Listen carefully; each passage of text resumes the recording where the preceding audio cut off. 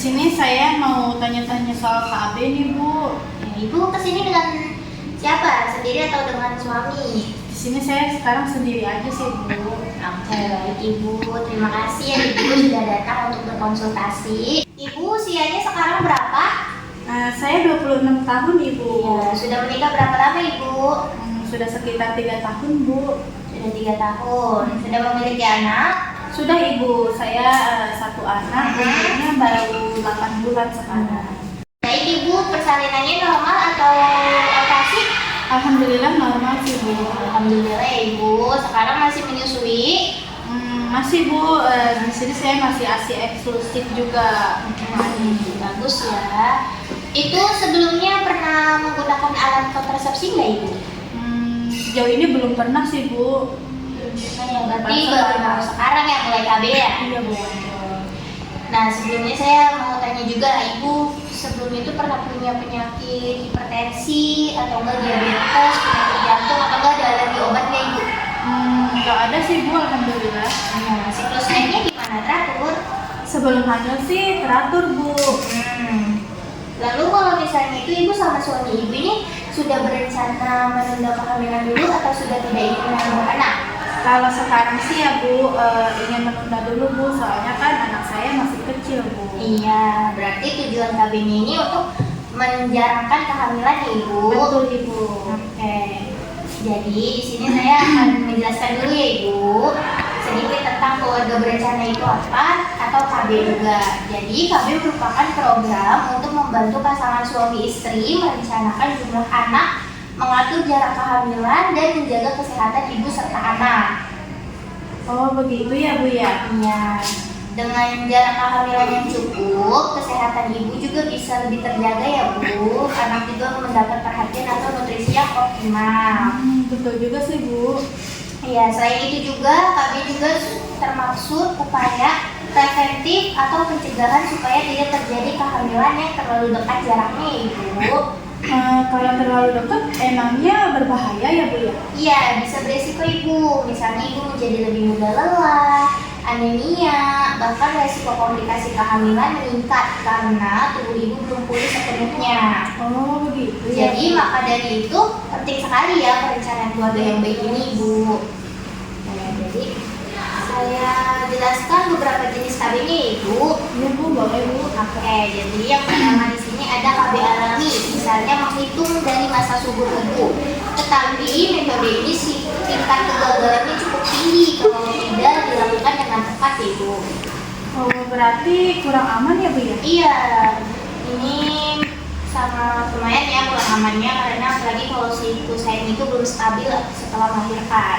Oh, iya juga sih, Bu. Ya, kemudian juga Ibu bisa pakai kondom. Kondom digunakan oleh suami dan mencegah kehamilan juga bisa membantu mencegah infeksi menular seksual Ibu. Kalau misalkan pakai kondom, harus disiplin terus ya, Bu, pakainya ya? Iya, betul banget Ibu. Terus juga di sini nih ya, saya jelaskan tadi ada juga pil KB Ibu. Ini Ibu diminum setiap hari sesuai aturannya.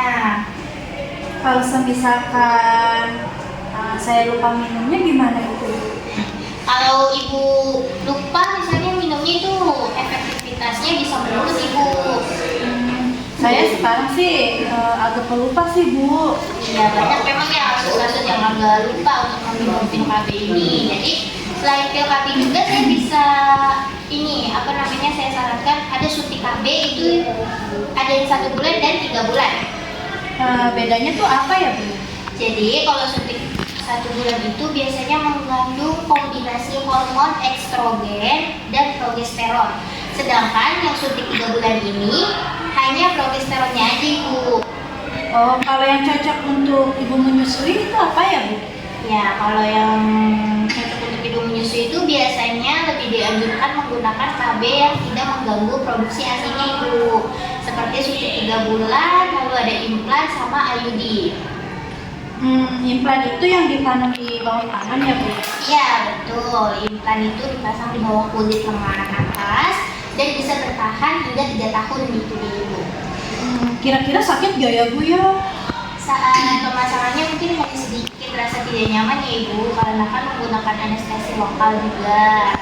Lalu kemudian saya ada menyarankan IUD atau spiral yang dipasang di dalam rahim. Gimana? Kalau spiral katanya kan bisa pindah-pindah ya Bu. Sebenarnya itu cuma mitos ya Ibu. Kalau pemasangannya benar dan kontrolnya rutin dilakukan, IUD aman banget digunakan.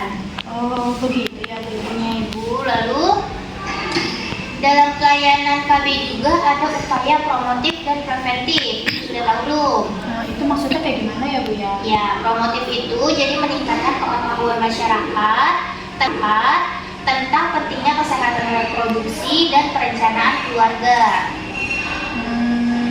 Seperti penyuluhan bukan Bu? Ya, betul. Jadi sedangkan preventif itu adalah tindakan pencegahan supaya tidak terjadi masalah kesehatan, misalnya mencegah kehamilan terlalu dekat, lalu menurunkan resiko kematian ibu dan bayi, serta menjaga kondisi ibu tetap sehat. Berarti KB bukan cuma supaya nggak hamil aja ya Bu ya? Iya Ibu, KB juga membantu menjaga kualitas kesehatan keluarga Ibu. Lalu, ada yang mau Ibu tanyakan lagi nggak? Bu, kan Ya. saya pernah dengar ya, katanya KB itu bikin gemuk. Itu benar nggak sih Bu? Sebenarnya metode KB hormonal itu memang bisa menyebabkan perubahan berat badan pada sebagian orang ya Ibu. Cuma itu nggak semua orang mengalami hal yang sama. Oh, berarti tergantung tubuhnya masing-masing aja ya Bu ya? Iya betul Ibu. Jadi ada juga efek samping lain seperti perubahan pola haid, terus lalu ada bercak atau haidnya menjadi tidak teratur Ibu. Kalau kayak gitu bahaya nggak ya Bu? Selama masih dalam batas normal dan tetap dipantau biasanya tidak berbahaya ya Ibu. Tetapi kalau ada keluhan berat tetap harus kontrol.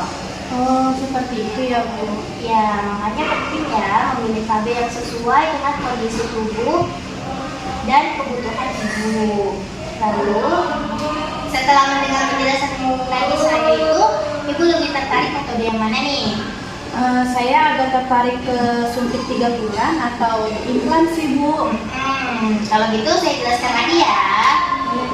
Jadi kalau misalnya suntik 3 bulan itu, ibu harus datang setiap 3 bulan sekali untuk suntik ulang. Lalu kalau misalnya implan itu lebih praktis karena bisa digunakan jangka panjang. Kalau misalkan implan itu bisa dilepas kapan aja kan Bu? Bisa, kalau ibu ingin hamil lagi, implan dapat dilepas oleh tenaga kesehatan. Kalau implan pemasangannya lama nggak ya Bu? Nggak terlalu lama, jadi sekitar beberapa menit aja sih Bu. Oke deh Bu, saya jadi tertarik sama implan deh. Iya, implan juga memang sangat cocok sih untuk ibu menyusui Bu. Tapi sebelum memutuskannya, sebaiknya ibu juga berdiskusi dulu ya dengan suami ibu.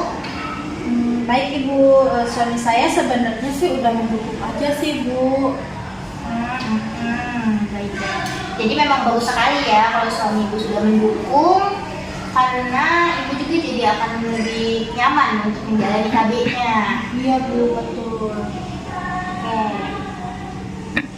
Nanti ibu juga bisa ya ibu minta suami ibu datang kontrol KB-nya supaya sama-sama memahami tentang kontrasepsinya ibu. Baik Ibu.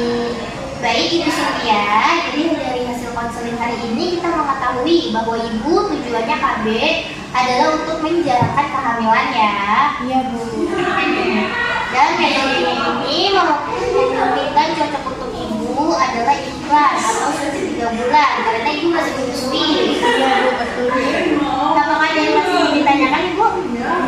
Kalau misalnya nanti saya pakai implan ya terus ada keluhan, saya bisa kontrol lagi kan Bu?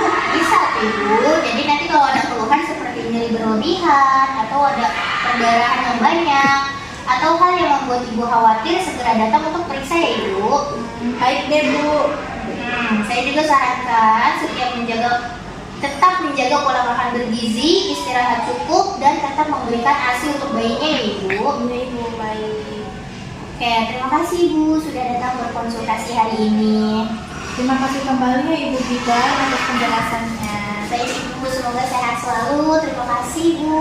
Baik Ibu, terima kasih banyak ya Bu.